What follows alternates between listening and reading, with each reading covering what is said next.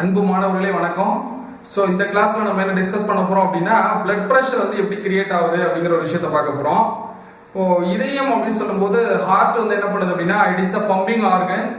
Heart வந்து சில நேரங்களில் வந்து என்ன பண்ணுது, சுருங்குது, திரும்ப விரியுது. சுருங்குறது விரியுதுமா இருக்கு. That means contraction and expansion அப்படிங்கிற ரெண்டு ப்ராசஸ் வந்து ஹார்ட்ல நடந்துகிட்டே இருக்கும், ஃப்ரீக்வெண்டா நடந்துட்டு இருக்கு. இதை தான் நம்ம என்ன சொல்றோம்னா ரிதமிக் ஆஃப் ஹார்ட்னு சொல்றோம், இல்லைன்னா ஹார்ட் பீட் அப்படின்னு சொல்றோம். ஸோ இந்த விஷயத்தெல்லாம் நம்ம ஆல்ரெடி டிஸ்கஸ் பண்ணிட்டோம். இப்போ வந்து என்ன பண்ண போறோம்னா அந்த ஹார்ட் வந்து சுருங்குது இல்லையா, கான்ட்ராக்ஷன் ஆகும்போது இதயம் சுருங்கக்கூடிய அந்த நிகழ்ச்சிக்கு என்ன பேருனா சிஸ்டோல் அப்படின்னு பேரு. The contraction of the heart, that the process is known as systole. அப்ப சிஸ்டோல் அப்ப என்ன பண்ணோம் அப்படின்னா இதயத்தினுடைய பகுதி, the area of the heart is become reduced. இதயத்தினுடைய ஏரியா குறையும் போது என்ன பண்ணோம் அப்படின்னா இதயத்துக்குள்ள இருக்கக்கூடிய அந்த பிளட், அந்த ஹார்ட்டுக்குள்ள இருக்கக்கூடிய அந்த பியூர் பிளட் என்ன பண்ணோம் அப்படின்னா ஹார்ட் விட்டு வெளியில போகும்.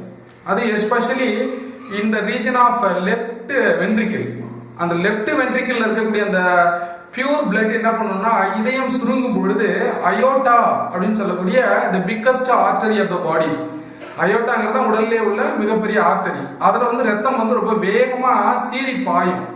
இந்த பிளட் பிரஷர் வந்து கிரியேட் ஆகும். புரியுதுங்களா? அப்போ பிளட் பிரஷர் கிரியேட் ஆகக்கூடிய இடம் எது அப்படின்னா ஆர்டரிஸ். ஆர்டரியில தான் என்ன இருக்குன்னா பிளட் பிரஷர் அதிகமா இருக்கும். ஸோ அந்த விஷயத்தை தான் நம்ம என்ன பண்ண போறோம், பிளட் பிரஷர் அப்படிங்கிற ஹெட்டிங்ல நம்ம பார்க்குறோம். Just we land through the way of whiteboard. இப்போ வந்து பாருங்க ஒரு ஹார்ட் வந்து இருக்கு. This is a heart. இந்த ஹார்ட் வந்து சுருங்கக்கூடிய அந்த நிகழ்ச்சிக்கு என்ன பேருனா சிஸ்டோல் அப்படின்னு பேரு. இதயம் சுருங்கக்கூடிய அந்த நிகழ்ச்சிக்கு என்ன பேரு, சிஸ்டோல். அப்ப இதயம் சுருங்கும் போது என்ன நடக்குது அப்படின்னா இங்க நான் பிபி அப்படின்னு மென்ஷன் பண்ணிருக்கேன். பிபி அப்படின்னா பிளட் பிரஷர். அப்ப இதயம் சுருங்கும் பொழுது இதயத்தில் உள்ள ரத்தம்லாம் வெளியில வேகமா போகுது. எது வழியா அப்படின்னா aorta. Aorta is a artery. So அப்போ அயோட்டாவில் என்ன பண்ணோம் அப்படின்னா ஆர்டரியில பிளட் பிரஷர் இன்க்ரீஸ் ஆகும்போது இந்த பிளட் வெசல் இருக்குல்ல, அந்த பிளட் வெசலுங்கிறது ஒரு டியூப் தானே, அந்த டியூபுக்குள்ள வந்து ரத்தம் வேகமா சீறி பாயும் பொழுது அதோட செல் வால்ல, அந்த ஆர்டரியோட செல் வால்ல ஒரு பிரஷர் கிரியேட் பண்ணோம். அதை தான் நம்ம என்ன பண்றோம்னா சம் ஆஃப் தி இன்ஸ்ட்ருமெண்ட் வச்சு மெஷர் பண்றோம். ஒரு ஹியூமன் பீயிங்கோட பிளட் பிரஷர் எவ்வளவு இருக்கு.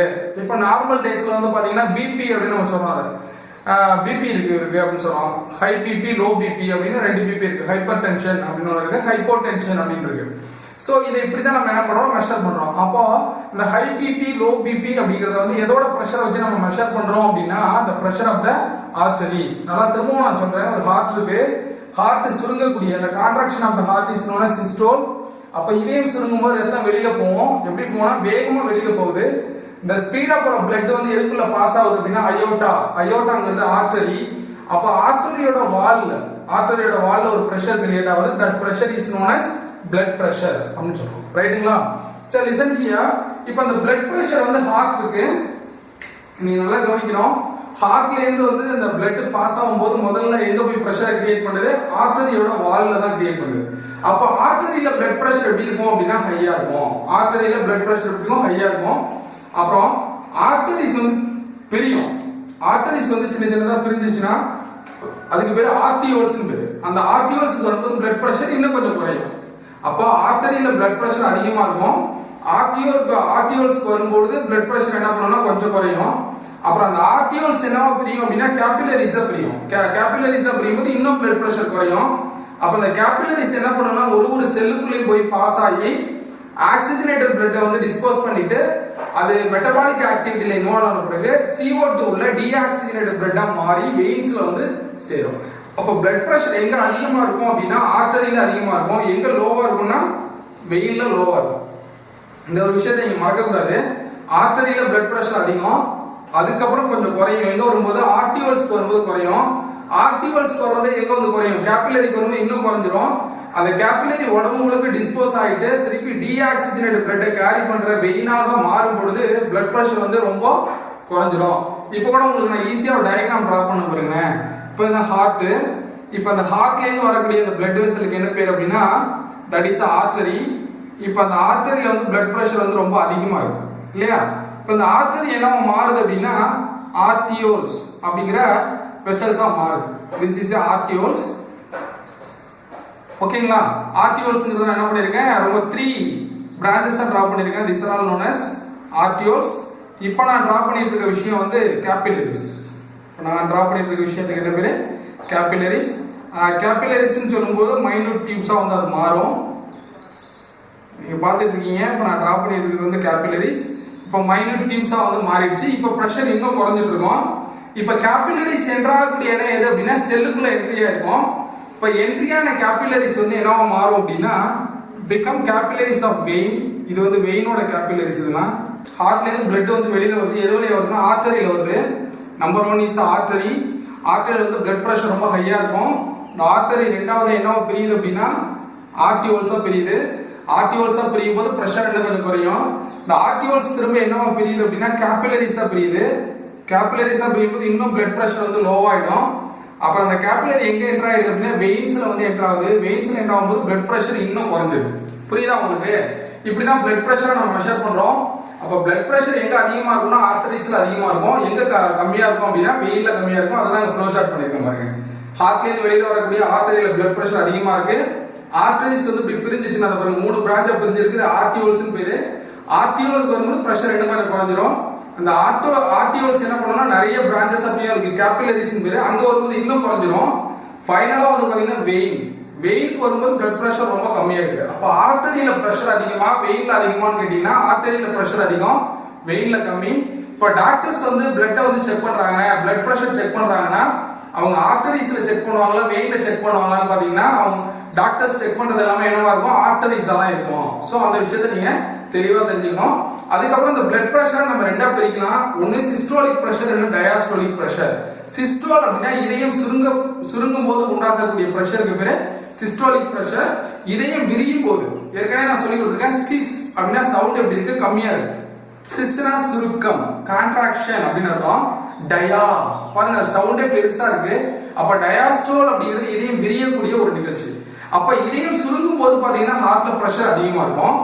இதயம் விரியும் போது டயாஸ்டோலிக் ப்ரெஷர் கம்மியா இருக்கும். ஃபார் எக்ஸாம்பிள் ஒரு நார்மல் ஹியூமன் பீயிங் இல்லையா, ஒரு நார்மல் அடல்ட் வந்து இருக்கிறாரு, அவர் உடம்பு நல்ல நார்மலா இருக்கு அப்படின்னா அவருக்கு நம்ம பிளட் ப்ரெஷர் செக் பண்ணணும்னு வச்சுங்களேன். அவருடைய சிஸ்டோலிக் ப்ரெஷர் நல்லா ஞாபகம் வச்சுக்கணும். சிஸ்டோல் அப்படின்னா இதயம் சுருங்குறது.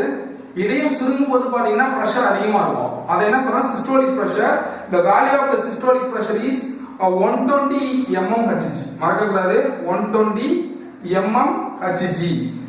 ஹெச்ஜிங்கிறது மெர்க்குரியை வந்து மென்ஷன் பண்ணுவோம். மேக்ஸிமம் பாத்தீங்கன்னா இந்த ஸ்பிக்மோமானோமீட்டர் அப்படின்னு ஒரு இன்ஸ்ட்ருமெண்ட் வச்சு தான் பிபி செக் பண்ணுவோம். அதுல யூனிட்ல வச்சிருக்கக்கூடிய அந்த தனிமத்துக்கு என்ன பேரு, அந்த கெமிக்கலுக்கு என்ன பேரு அப்படின்னு பாத்தீங்கன்னா மெர்க்குரி பாதரசம் வந்து வச்சிருப்பாங்க. சோ அதனால அது என்ன சொல்றோம் mmHg அப்படின்னு நம்ம வந்து சொல்றோம். 120 mmHg வந்து சிஸ்டோலிக் ப்ரெஷர் இருக்கும்.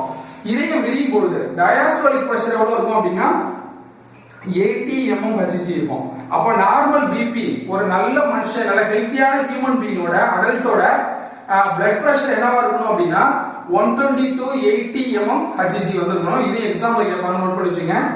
அப்போ பிளட் ப்ரெஷர் அப்படின்னு சொல்லும்போது ரெண்டு ப்ரெஷர் இருக்கு. ஒன்னு சிஸ்டோலிக் ப்ரெஷர், இன்னொன்னு டயாஸ்டோலிக் ப்ரெஷர். அப்ப சிஸ்டோலிக் ப்ரெஷர் எப்போ உண்டாகும்? Contraction of the ventricles, contraction of the especially left ventricle அப்பதான் வந்து உண்டாகுது. அதுக்கப்புறம் பாத்தீங்கன்னா இப்ப பிளட் என்ன பண்ணும்னா ரொம்ப வேகமா அயோட்டா வழியா என்ன பண்ணும் பாஸ் ஆகும். ஆல்ரெடி ஐ டோல்ட் இதயம் சுருங்கும் பொழுது பிக்கஸ்ட் ஆர்டரி இருக்கக்கூடிய அயோட்டா வழியா உடலினுடைய எல்லா பகுதிக்கு என்ன பண்ணும் பிளட் வந்து சப்ளை ஆகும். இப்போ பிரஷர் எப்படி கிரியேட் ஆகும்? ஹை பிரஷரா இருக்கும். அததான் சிஸ்டோலிக் பிரஷர்னு சொல்றோம். எவ்வளவு சார் சிஸ்டோலிக் பிரஷர் அப்படின்னா 120 mmHg. அப்புறம் டயாஸ்டோலிக் பிரஷர்னு சொல்றோம். டயாஸ்டோலிக் பிரஷர்னா இதயம் சுருங்குது, அப்ப திருப்பி விரியணும்ல, அப்ப விரியும் போது உண்டாகக்கூடிய பிரஷர் வந்து டயாஸ்டோலிக் பிரஷர். பாருங்க relaxation of ventricles, relaxation of ventricles. இப்போ பிரஷர் என்னவும் குறையும். Reduce the pressure, that pressure is very low. What is the value? 80 mmHg. மறக்க கூடாது சிஸ்டோலிக் பிரஷர் டயாஸ்டோலிக் பிரஷர். சரி நெக்ஸ்ட் மூவ் ஆன். இப்போ அந்த பிளட் பிரஷர் வந்து பாத்தீங்கன்னா எப்போதும் ஒரே மாதிரி கான்ஸ்டன்டா இருக்கணும் அப்படிங்கிறது தேவை கிடையாது. அப்படி இருக்காது. எந்த ஒரு ஹியூமன் பீயிங்கும் நீங்க எப்போ பிளட் பிரஷர் செக் பண்ணாலும் நான் நார்மலா இருக்கிறேன் அப்போ வந்து 120 80 தான் இருக்குமா? இல்ல, மாறும். ஃபார் எக்ஸாம்பிள் நம்ம ரொம்ப சந்தோஷமா இருக்கோம், எக்ஸைட்டடா இருக்கிறோம், அப்போ வந்து பிரஷர் அதிகமாகும். எமோஷன் ஆகிறோம் அப்போ பிரஷர் ஆகும். நிறைய டார்ச்சர்ல இருக்கிறோம், மைண்ட் வந்து ஸ்ட்ரெஸ்ஸா இருக்கு, அப்பெல்லாம் ஆட்டோமேட்டிக்கா என்ன பண்ணணும்னா பிரஷர் வந்து இன்க்ரீஸ் ஆகும். ஸ்போர்ட்ஸ்ல இன்வால்வ் ஆகிறோம், ரன்னிங் போறோம், ஏதோ நடக்குது அப்படின்னா பிளட் பிரஷர் என்ன ஆகும்? அதிகமாகவும் குறையும். அப்போ ஒரு நார்மல் ஹியூமன் பீயிங்கோட பாடியில பிளட் பிரஷர் வந்து அதிகமாகிறதும் குறையிறதும் அது வந்து ஒரு நார்மலான ஒரு விஷயம் தான், சாதாரண ஒரு விஷயம். ஆனா அந்த விஷயம் கான்ஸ்டன்டா இருக்கக்கூடாது. இப்போ உதாரணத்துக்கு ஒரு ஆளுக்கு வந்து ஒரு 5 நாளா வந்து பிளட் பிரஷர் வந்து 120க்கு மேலவே இருக்கு அப்படின்னா அது வந்து நம்ம ஹைப்பர் டென்ஷன் அப்படின்னு சொல்லுவோம். ஒரு ஆளுக்கு பிளட் பிரஷர் வந்து 80க்கு கீழவே இருக்கு அப்படின்னா என்ன சொல்லுவோம், hypo tension, low BP, high பிபின்னு சொல்லுவோம்.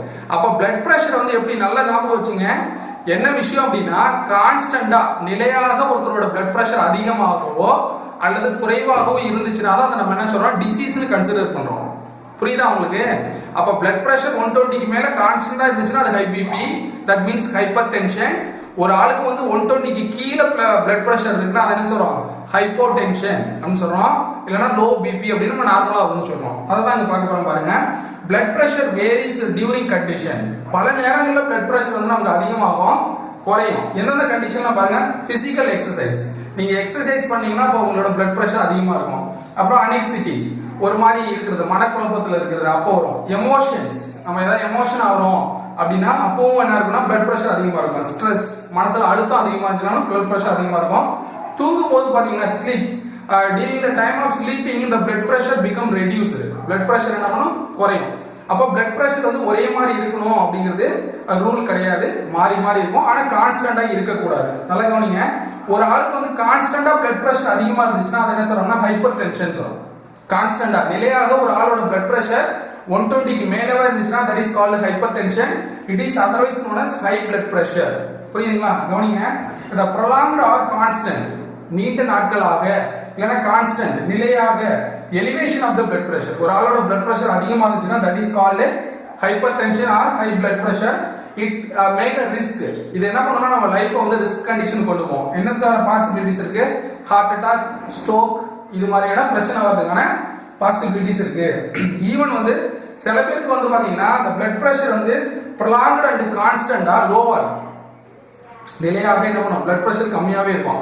அவங்களுக்கு அடிக்கடி தலையை சுத்தம், மயக்கம் வரும், அது மாதிரி இருக்கும். அது மாதிரி உள்ளது என்ன சொல்றோம்னா hypotension or low blood pressure சொல்றோம். This also to affect the human health. இது கூட மனுஷனுடைய வாழ்க்கையை என்ன பண்ணும், அஃபெக்ட் பண்ணும். இப்போ வந்து நீங்க பிளட் பிரஷர்ங்கிற விஷயத்துல கிளியரா இருப்பீங்கன்னு நினைக்கிறேன். இதுல முக்கியமான விஷயம் என்னன்னா சிஸ்டோல், இதயம் சுருங்கும் பொழுது ஆர்டரி வால்ல, எதோட வால்ல, ஆர்டரி வால்ல கிரியேட் ஆகக்கூடிய பிரஷருக்கு தான் என்ன பேரு, பிளட் பிரஷர் அப்படின்னு சொல்லி பேரு. இந்த பிளட் பிரஷர் வந்து ஒரு நார்மல் ஹியூமன் பீயிங்க்கு எவ்வளவு இருக்கணும் அப்படின்னா, சிஸ்டோலிக் பிரஷர், இதயம் சுருங்கும் பொழுது 120 mmHg இருக்கணும். இதயம் விரியும் பொழுது டயாஸ்டோலிக் பிரஷர் எவ்வளவு இருக்குன்னா 80 mmHg இருக்கணும். இதில் நீங்க கிளியரா புரிஞ்சுட்டு இருப்பீங்கன்னு நினைக்கிறேன். நம்ம நெக்ஸ்ட் கிளாஸ்ல என்ன பண்ணுவோம்னா இதை மெஷர் பண்ணக்கூடிய பிளட் பிரஷரையும் ஹார்ட் பீட்டையும் மெஷர் பண்ணக்கூடிய some of the clinical instruments சொல்லக்கூடிய important instrument stethoscope and sphygmomanometer அப்படிங்கிற 2 இன்ஸ்ட்ருமெண்ட் வந்து நம்ம நெக்ஸ்ட் கிளாஸ்ல பார்ப்போம்.